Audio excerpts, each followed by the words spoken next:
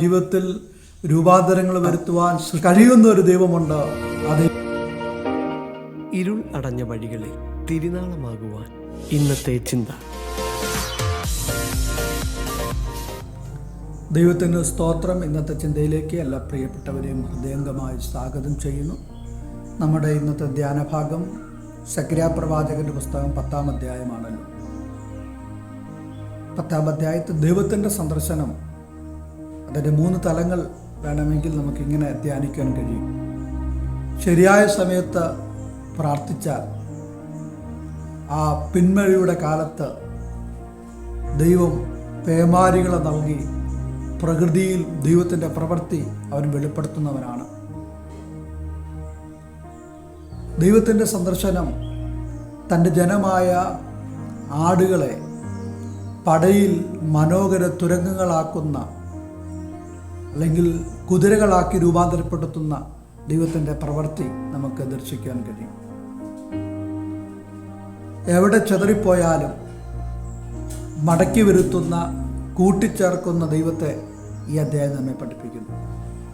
തിരുവചനം ആദ്യം തോടെ പഠിക്കുമ്പോൾ അബ്രഹാമിനോട് വാഗ്ദത്തം ചെയ്തവൻ വാഗ്ദത്തകാലമെടുത്തപ്പോൾ മിസ്രയീമിലായിരുന്ന തൻ്റെ ജനത്തെ സന്ദർശിക്കുകയും കർത്താവ് അവരോട് പറയുകയാണ്, മോശ മുഖാന്തരം ഇങ്ങനെയാണ് പ്രസ്താവിക്കുന്നത്, ഞാൻ അവരുടെ കഷ്ടത കണ്ടു, ഞാൻ അവരുടെ നിലവിളി കേട്ടിരിക്കുന്നു, ഞാൻ അവരുടെ സങ്കടങ്ങളെ അറിയുന്നു. കാണുകയും കേൾക്കുകയും അറിയുകയും ചെയ്യുന്ന കർത്താവ് തൻ്റെ ജനത്തെ സന്ദർശിച്ച് ആ കഷ്ടതയുടെ നടുവിൽ നിന്ന് വാഗ്ദത്ത ദേശത്തിലേക്ക് കൊണ്ടുവരുന്നതായിട്ട് നമുക്ക് കാണാൻ കഴിയും. ദൈവം തൻ്റെ ജനത്തെ സന്ദർശിച്ച് മടക്കി വരുത്തുന്ന, രൂപാന്തരപ്പെടുത്തുന്ന കർത്താവാണ്. രൂത്തിന്റെ പുസ്തകം 1-ാം അധ്യായം 6-ാം വാക്യത്തിൽ നാം എങ്ങനെയാണ് വായിക്കുന്നത്? ക്ഷാമനിമിത്തം മോവാബിലേക്ക് ഇറങ്ങിപ്പോയ കുടുംബം, നഹോമിക്ക് തൻ്റെ ഭർത്താവും തൻ്റെ 2 ആൺമക്കളും നഷ്ടപ്പെട്ടതിന് ശേഷം ദൈവം തൻ്റെ ജനത്തെ സന്ദർശിച്ച് അവർക്ക് ആഹാരം കൊടുത്തു എന്ന് കേട്ടപ്പോൾ അവൾ മടങ്ങി വരുന്നതായിട്ട് നമുക്ക് കാണാൻ കഴിയും.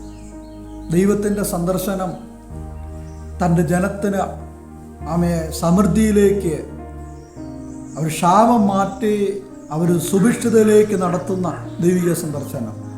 അത് കാണുകയും കേൾക്കുകയും ചെയ്യുമ്പോൾ മോവാബിലേക്ക്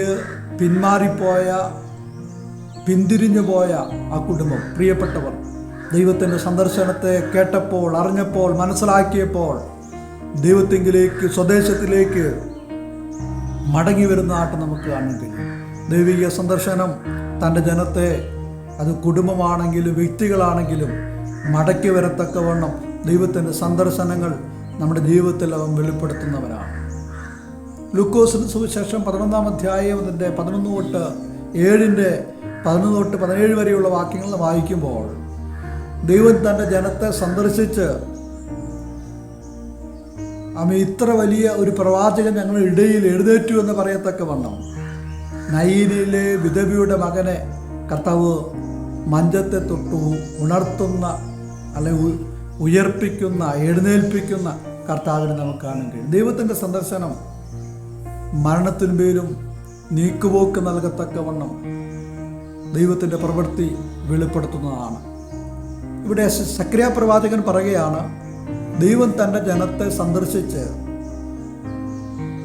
അല്ലെങ്കിൽ ആടുകളെ തുരങ്കങ്ങളാക്കി മാറ്റുന്ന ദൈവത്തിൻ്റെ പ്രവൃത്തി ദൈവം വെളിപ്പെടുത്തുന്നു. രൂപാന്തരപ്പെടുത്തുന്ന, വ്യത്യാസപ്പെടുത്തുന്ന, സ്വഭാവത്തിലും ഗുണത്തിലും ജീവിത ശൈലികളൊക്കെ രൂപാന്തരപ്പെടത്തക്കവണ്ണം സന്ദർശിക്കുവാൻ കഴിയുന്ന ഒരു ദൈവത്തെ പ്രവാചകൻ നമ്മെ പരിചയപ്പെടുത്തുകയാണ്.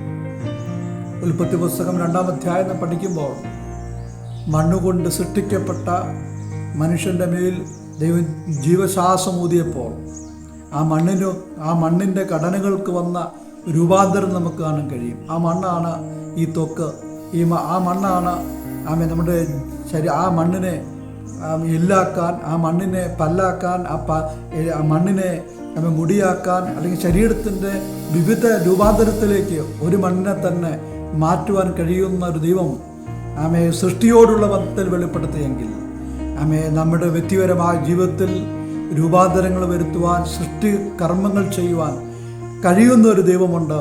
ആ ദൈവിക സന്ദർശനം ആമേ നമ്മുടെ ജീവിതത്തിൽ മടക്കി വരുത്തുന്ന, നമുക്ക് ആഹാരം നൽകുവാൻ കഴിയുന്ന, പുതുജീവിതം നൽകുവാൻ കഴിയുന്ന ആ ദൈവത്തിൻ്റെ പ്രവൃത്തിയിലേക്ക് നമ്മെ തന്നെ നമുക്ക് സമർപ്പിച്ചു കൊടുക്കാം.